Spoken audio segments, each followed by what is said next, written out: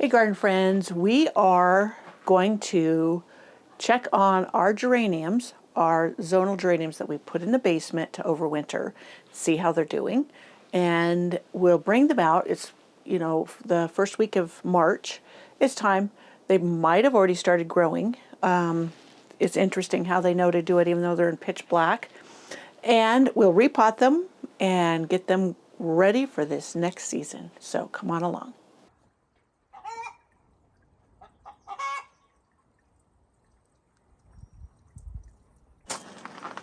So first, let's go get the geranium out of the zonal geranium, out of the basement. So let's walk amongst all the clutter. Yeah, once all the snow melts and whatever, this is on my project list to clean up and tidy. My husband, for some reason, keeps thinking it's a dumping ground. All right, let's go into the basement. Katie, you don't need to follow in here. I don't know, let me see if the light will help. Yeah, so let's go back here. I have my little push mower. More garden stuff. I never did take the amaryllis in to get it to flower again. Bad me. Alrighty. So let's see. It's actually blooming.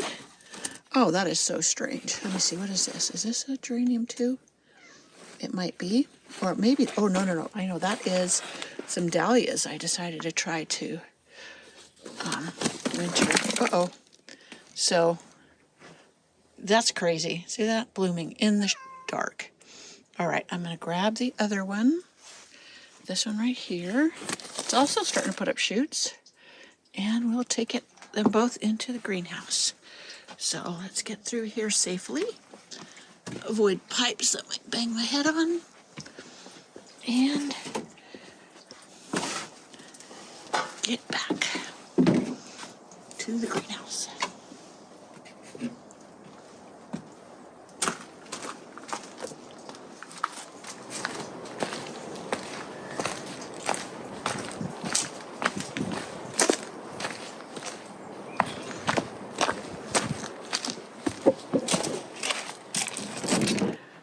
So, looky here.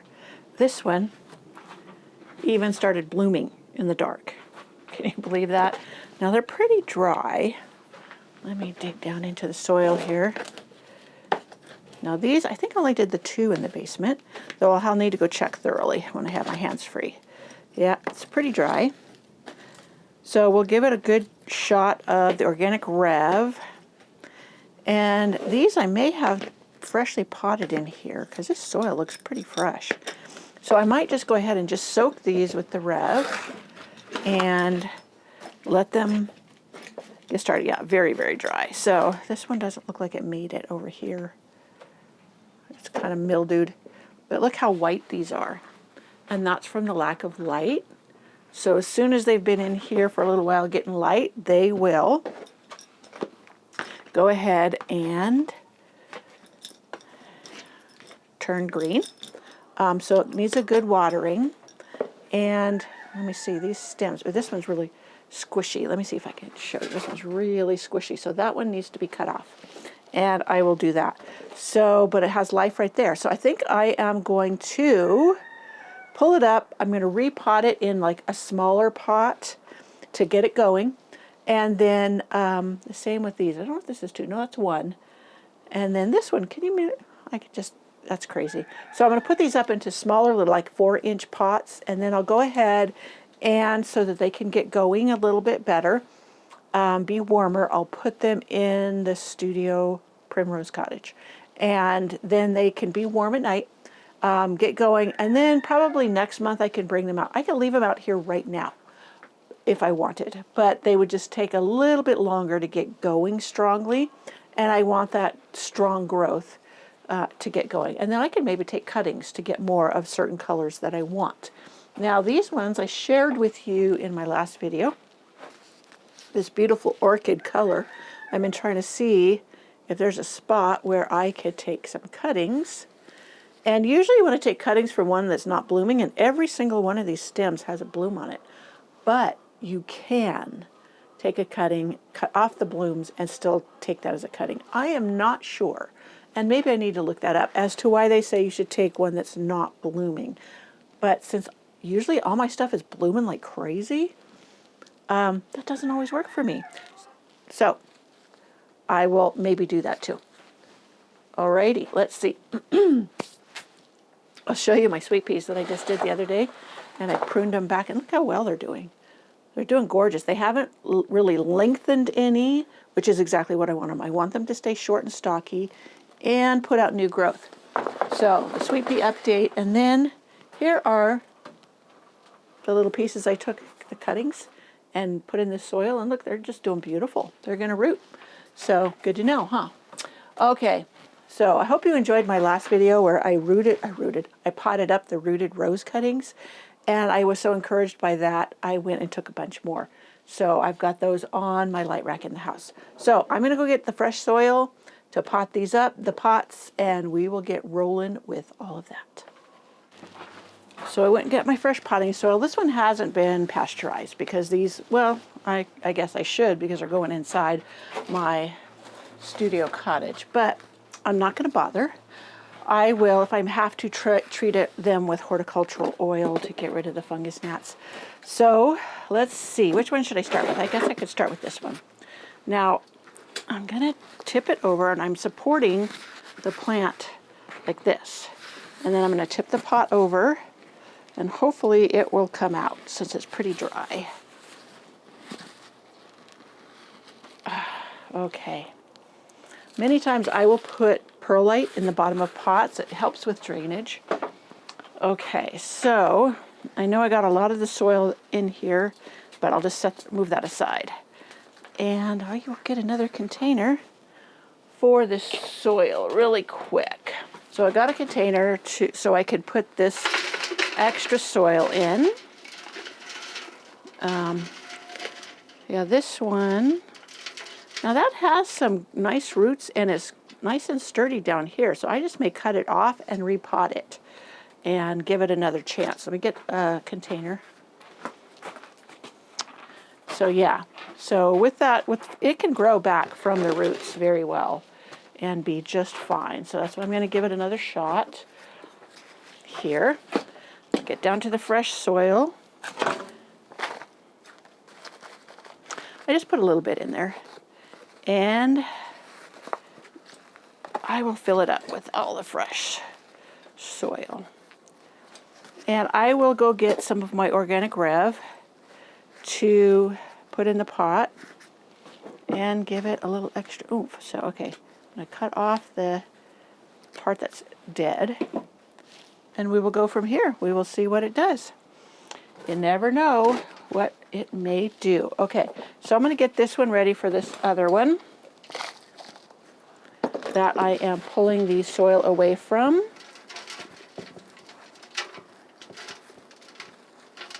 And that way I can fit it in there, trim back some of the roots. It'll stimulate more root growth by trimming some of the roots. And look at that, that's got some nice roots. Nice roots indeed. Let me see, is all of this doing good? Pretty much, yeah. Okay, so I can put those in there and make sure all the roots are underneath the soil. And we'll give it fresh soil. Now, the whole reason I'm putting it into smaller pots is so that it will fit on the windowsill easily. And then once it gets going and whatever, I can pot it up into a larger pot and it will not hurt it. And I didn't trim any of the roots. I could have, but I just went for this. Now I got stuff all in the bottom here. Alrighty, then I will water that in with the organic rev and give it an extra boost. And here is the other one, other pot. So these, if it was warmer out, I would just let these be in here. I think I said that already. But because we're still having cold nights, and I just want to give these a chance to get going well, I'm going to go put them in the studio cottage for a while. Plus, with us being gone for a week, then I don't have to worry about it getting too cold and shocking these. Because these were not out in the cold. Like, let me see. Do I have one in here? I think I took them all into the greenhouse. I had some in here and they were struggling because it got some really down into the teen nights and they're just not meant for that. And I had one person comment on my video saying, well, you're in zone 8B. You should be able to overwinter them outside. And I'm sorry, that's not the case here. They just don't, they won't make it here. Out. So we're gonna go over to Primrose Cottage, also known as my studio cottage, to get the other geraniums that I overwintered. And you can see, look how the snow is melting back, and pretty soon I can get out here and do a lot of cleanup. It'll be not next week, but the week after, if we don't get any more snow. We've got some business travel to do, and I will be gone. So that's also why I'm not starting my tomatoes yet. So I'll start them the week after next. So let's go in and get the geraniums. See, there's ones over there in the window are doing really well. And, oops, what had happened? I got my microphone thing caught on the doorknob. So this one's even blooming. So I just might leave these ones in here.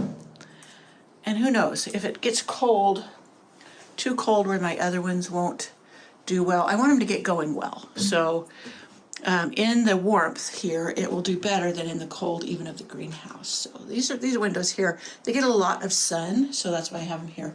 And then right here, this one too. Okay, this one, I'm gonna go ahead and prune off the flowers because I want it to put its energy into creating roots. Okay, so I've got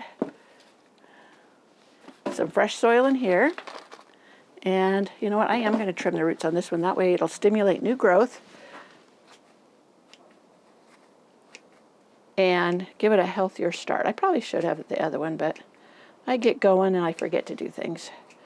But it's not the end of the world. Okay, so I trimmed those roots back. And I will put this in here, dig down to the fresh soil because I kind of dumped old soil on top. And we are good to go. First, like I said, I will give them a good soak in the Rev. So I will put this over here out of my way. And then I will mix up some of the organic Rev to soak them in. So I will do that with you right now. Let me go get my thing. Alrighty then. So I went out and filled this with rainwater. Now, some people ask, why rainwater? What's, you know, there's so many pollutants anymore in rainwater. Well, it's still better than treated water because of the chemicals and what have you. And rainwater has a higher concentration of natural nitrogen than your treated city water. So for a gallon, it's about 1 ounce to 2 ounces of the organic Rev. And I did shake this bottle well. So I'm just measuring up in this spoon to mix it up. And I don't think I have the lid anymore, so I just put my rubberized glove against it and shake it. Got to improvise. All right, now I have the dish. A dish. Where's my dish? Okay, oh, this is the dish. I had these in here getting watered. And we will put these in here and let them get a good soaking. Now I'll water these until it's running through the dish, and then I'll let it sit in the dish so it can really soak up more. Get a good soaking. Whoops, I ran over. My lady's out there. Must have laid another egg. Alrighty, yes. So now it's filling up, running over, and there's about 1/4 inch in the bottom of the tray. So that's all well and good. And then, as I said, I will take and put these in on the windowsill in there of the Primrose Cottage, and I will be sure and clean it off so I can get that. Pretty soon I'm going to take you along, I think, on gutting that. I'm just going to gut Primrose Cottage, and I'm going to set it up for my painting, my new painting lessons. And I have a chair to put in there, and so much stuff I want to do. It just needs to be warmer. I don't do well in the cold, even with the coat on. I need it a bit warmer to enjoy myself. And if I'm going to have to go to all that work, I know they're so noisy, I'm sorry, I want to be comfortable. So that's why it's taking me a while to get out there to do that. Still, so I know I told you I've been looking for that Silver Falls Dichondra seed packet. I just saw some more seeds over here. I thought maybe it got put in here. I have misplaced that. I cannot believe. Now, it was with these seed packets. It's in the same type of seed packet, and it has completely disappeared. I have gone through every single little box that I have seed packets in, and I cannot find that, and I'm so frustrated with myself. I know I will find it. I will start the seeds then. I'm not gonna. I was tempted to go order another one, but I'm not. I will wash this up. I'll reuse it. Now this is one of those cans that, this is one of the heavy duty plastics. I mean, this thing will last for a long, long time, and it has the holes in the bottom, which this would be a good candidate for me to plant like my lilies in, or even I could plant some of the gladiolas in, because I have to keep them in the containers so the gophers don't eat them. I know gladiolas, my echinaceas, so many other things that I've discovered they love and eat. My eryngiums, my sea hollies, they went all the way around the garden and ate all the sea hollies I had. And then they started on the echinaceas, and it's like they picked one plant and they went around all the gardens, secret garden, rose cottage garden, and my entrance garden, and ate just one plant till they devastated them all, and then they started on a secondary plant. Now, there's still a lot of plants they didn't touch, and I'm hoping that stays that way. They don't suddenly decide to eat those, because those plants I do have in the ground. Okay, so the geraniums are going. I got them all repotted. These will green up, and I will share with you in a few weeks once these have gotten green leaves and started to grow really well. I was going to show you one of those ivy geraniums I told you that didn't make it. This one doesn't look that hot. Let me see. Now, this is one of them that I was telling you about that got the snow mold, or the greenhouse mold. And yeah, they were doing great, and then all of a sudden they got that. And I did spray them, but it does not look like they survived. And let me see if there's any green inside. Nope, that's completely gone. I will leave this alone in case they come back from the roots. Some plants will. And once I know it's truly dead, then I'll dump it out. But that one was a loss. I knew that that could be a possibility. Even the ivy geraniums, they're a little bit cold hardier than zonal geraniums, but not that much. And these didn't make it. And if they hadn't got the snow mold, they might have. So I'm looking around for any of the other ivy geraniums in here. Oh, here's one that looks like it's got a little green on it still. See? See that? So it looks like it's trying to come back. I think that's an ivy geranium. Well, anyways, I hope you enjoyed this quick little video on me bringing the geraniums out of the basement where they were kept all winter long. This is a good way to overwinter them. Other than, I think the better way is indoors in a very bright windowsill. I learned that, probably 15 years ago when I lived in Idaho, and we, not everybody, a lot of people capture the sun, for sure. They have southern facing windows. And in the winter, these women that I met had the most beautiful geraniums in these big, huge areas of their living room where they got that southern facing sunshine in the winter. They didn't have trees around, so that helped. But they were blooming away all winter long. It's one thing, geraniums are not the type that bloom with a certain with a certain amount of sunlight. So they're day neutral. So it didn't matter that they had short days, they just bloomed and bloomed as long as they got the direct sun through those windows. So that told me, oh, I can do it too, even though I don't get as much light because of the tall trees. And in my house, I don't have that exposure. Anyways, I don't have that exposure, and so, but my greenhouse does. And I don't have it because of the wraparound porch on my house, which I love in the winter because I can walk around my house without going through snow. But my studio does not have that, and it gets the light, so that's why they do well in that particular window. And I keep them in there. So you saw that those had a much bigger head start than these. The ones in the Primrose Cottage did better, but sometimes I don't have all the room. So that's where I go ahead and throw them in the basement and all of that. So, oh yes, I was going to share with you doing cuttings, wasn't I? Okay, let's do a few cuttings. Over here, let me get the stuff out of the way for you.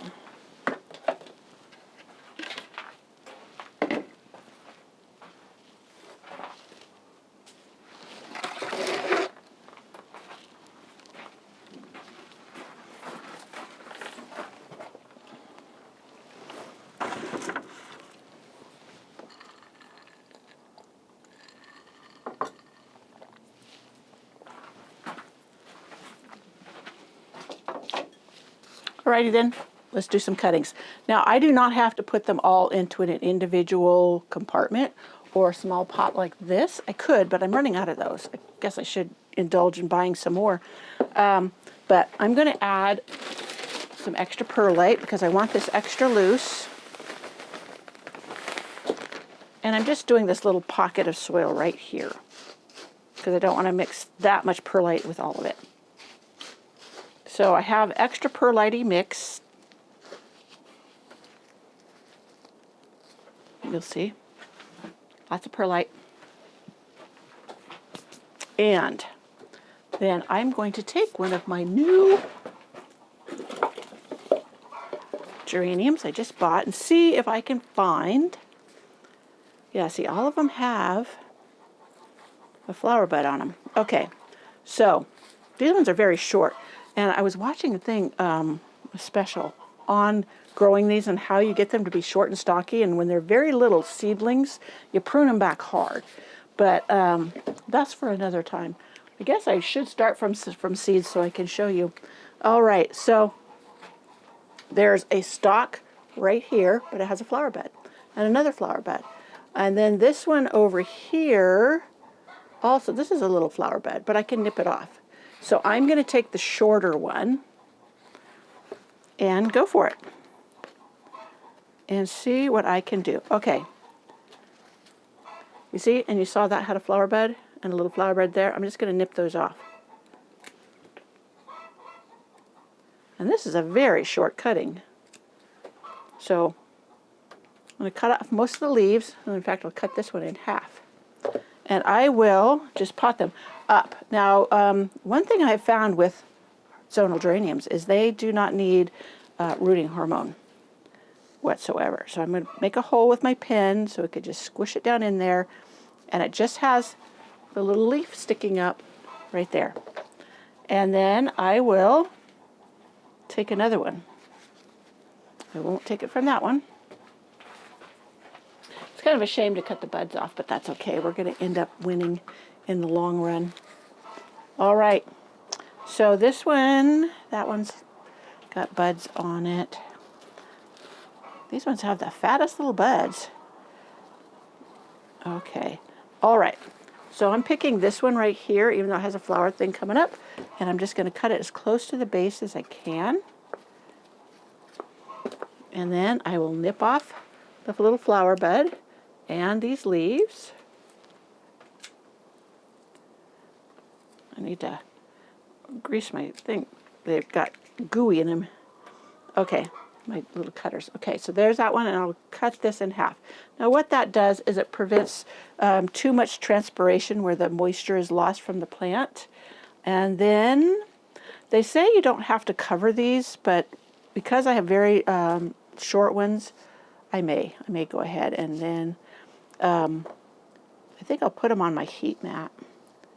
Okay, so I got those two in there, and we'll see how we do. I would do more if I had more to take from. I probably could, but I kind of hate to cut off all my blooms there. I'm enjoying those right now. Alrighty, so 2 cuttings from my orchid. This one's called Survivor Indigo Sky. Anyways, so that's all well and good. So I hope you enjoyed this video where I potted up the some geraniums. I took some cuttings of geraniums and talked you through all of the fun. So I will see you in my next video, and I will share right here, the video where I put all my geraniums, well, put the geraniums in the basement to overwinter, so you can take a look at that. All right, I will see you later.